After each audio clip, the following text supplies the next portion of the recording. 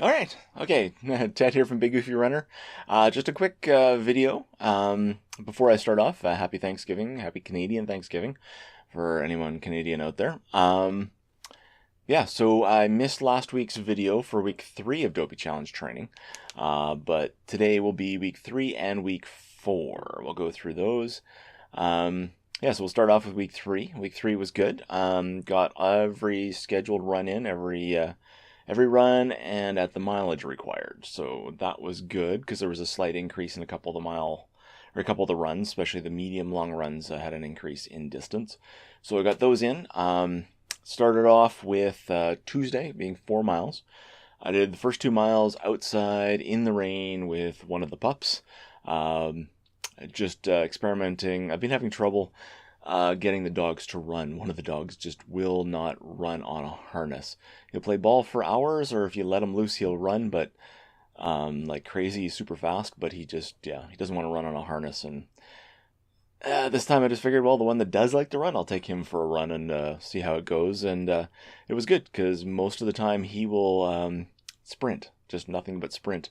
But he found a nice little canter to run with me this time, so that's good. That's more of that will be coming. So yeah, 2 miles in the rain with the pup, and then 2 miles on the treadmill to finish that off.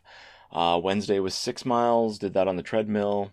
Thursday we had some parent-teacher stuff at school, and then kids swimming lessons. So the Thursday run didn't happen. I moved it to Friday. That's kind of most likely the ongoing deal with Thursday's runs will end up on Fridays. But I'm not going to break down and actually fully change the schedule because if I can make it on Thursday, I'd prefer to do it on Thursday. So then Friday I did 4 miles as required. Saturday I did 6, and Sunday did 9. So very solid week. In the end, that went pretty well. Then week 4 did not go so well. I got sick partway through the week. Chills and muscle aches and body aches throughout the... I don't think I had a fever, but it sure felt like a bad fever or flu or virus thing or something. But so that lost me Tuesday's run and Wednesday's run.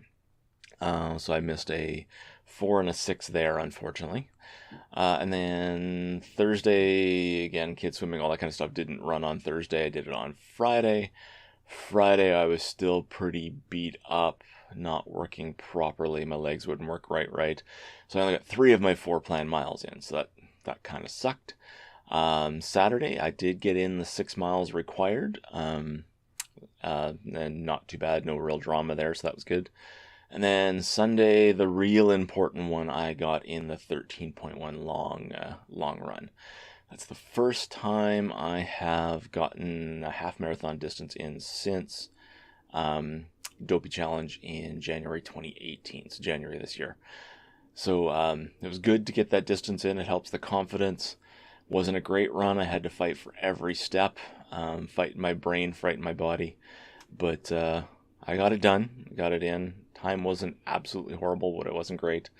But yeah, so I got it in, and now we keep going on. I can't make those missed miles up. It sucks to have missed them, but we'll go from there.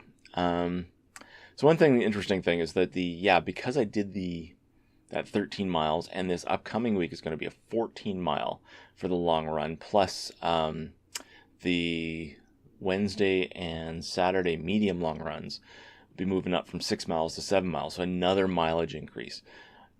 That's moving up fairly fast in the mileage. So it'll be 4, 7, 4, 7, 14 next week, which is a significant amount of miles for the 5th week of training. So what that really says is that I've got to watch it. My plan is based off a Hal Higdon intermediate plan, and it will assume a certain level of fitness and training that I used to have, but I don't have necessarily anymore.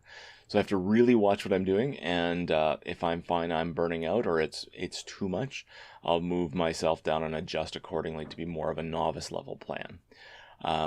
So that is one thing I will be watching for, because I don't want to hurt myself, because that will put me further back than I want. I'd rather take it a little easier and get where I need to go.